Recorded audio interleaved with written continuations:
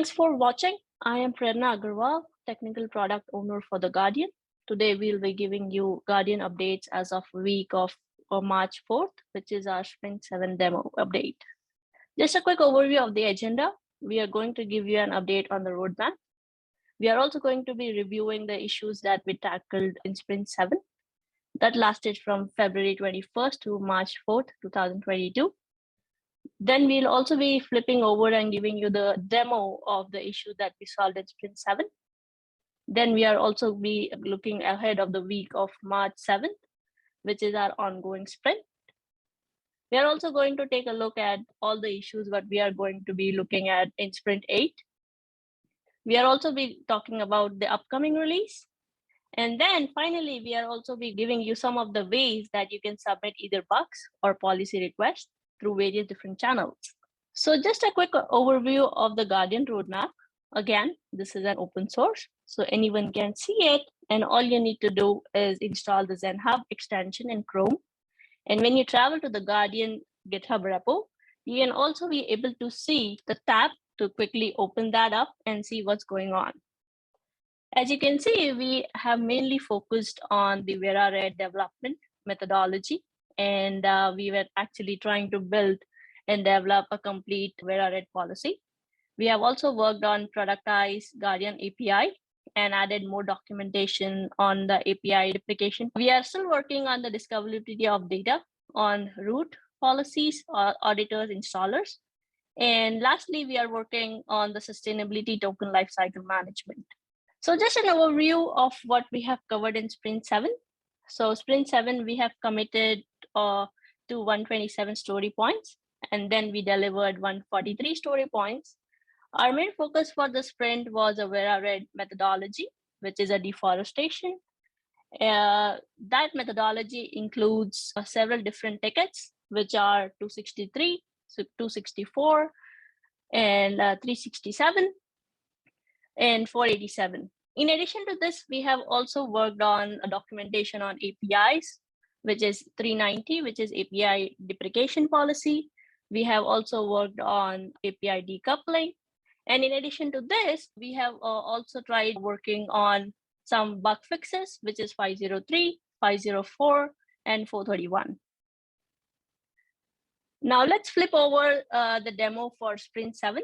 So the first ticket, what we'll be looking on is ticket number 271, which is support for if then else branching in the policy definition line. As a policy creator, when I'm faced with a use case where project questionnaire can change, depending on the answers, I would like to be able to use if then else elements to configure logical flow.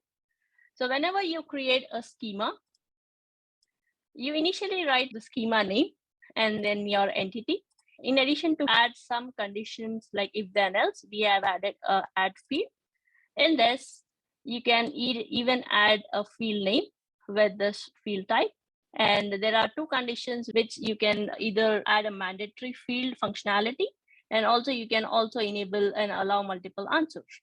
To make it more validated, you can add an add condition, which is if then else. So basically what happens is when you enter a schema 1 and a field type as integer, you can add an if then else condition where you can first add the field name, and then you can also add a value. And you can add a validation, like if the schema 1 has this value, then this, or they can perform this condition. So we have added this functionality, and we have closed the ticket of 271. Then the other ticket is 488. So this is more or less related to the previous ticket. Basically, the previous ticket was related to the front end. And here we have added the same validation at the backend, which is when the schema has been created outside the UI, or for some types, even if they have been validated by the UI, the backend fails to validate it or recognize as valid in the latter case. We have added the same functionality and same validation for the APIs to validate it at the backend, which is 488. So this is our next ticket, which is 390 as API deprecation policy.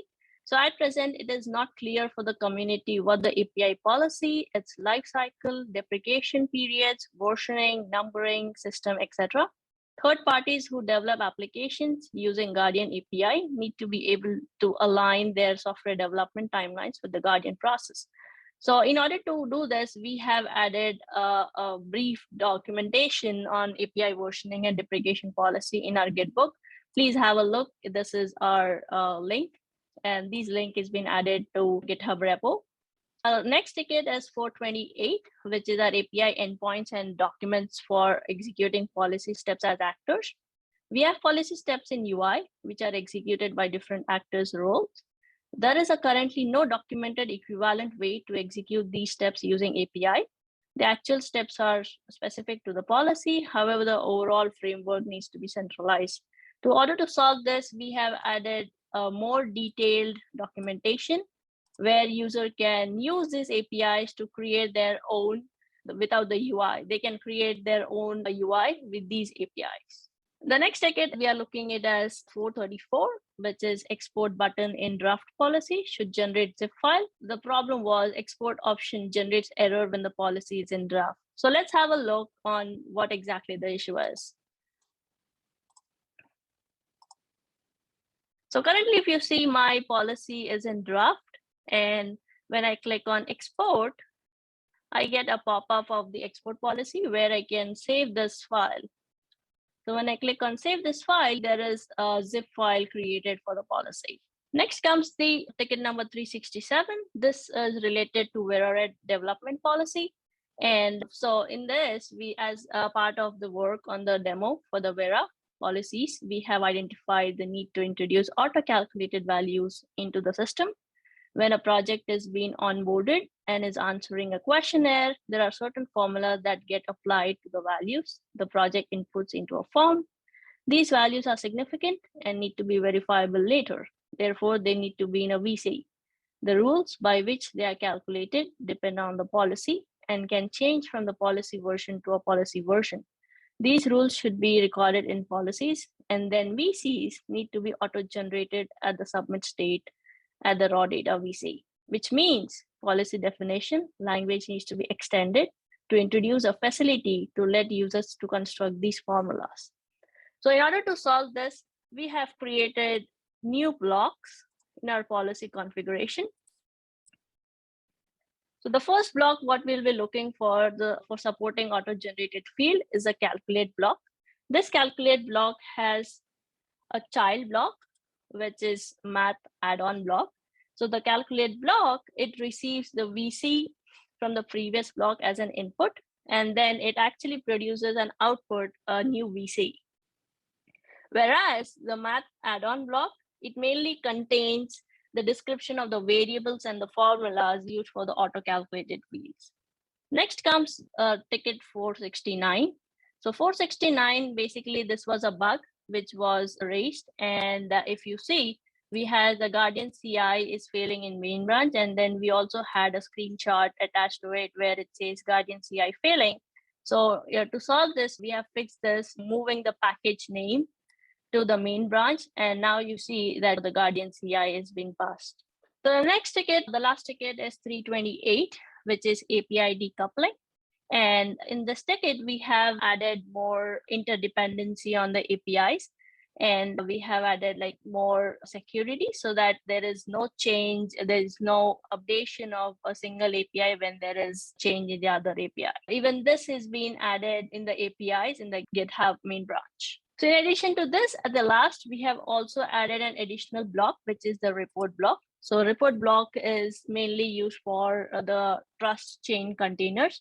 So this report block also have a child block, which is report item block. And this item block is mainly for setting up the elements of the trust chain. So that was a demo for Sprint 7. Now looking ahead, we have Sprint 8 coming up. So just highlighting some of the issues that we are going to be uncovering here. The sprint is going to be lasting from March 7th to March 18th. At the moment, we have committed 164 story points. Just to talk about some of them, we will be dealing more on the scalability testing plan, and we'll be looking at the Guardian admin panel, which is 171. We'll also be working on notifying the users if there is new availability of the new policy or schema, which is 421. We'll be working on 397, which is the retirement tokens API and the UI. And we'll be also working on having a scalable tokenization process, which is 506. Our last release was on Tuesday, February 15, 2022. And our next release is on Tuesday, March 22nd, 2022.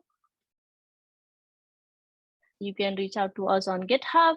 You can submit policy requests, enhancements, or if you find any bugs, please go ahead and mention those bugs with us so that we can get our team on that. Also, if you haven't joined our Discord, come and join our conversation. It's at hedera.com/Discord. And when you get there, search for Sustainability Channel. Or feel free to reach out to us directly if you have a policy request by emailing us or through our website, which is www.envisionblockchain.com. Thank you. Have a good day.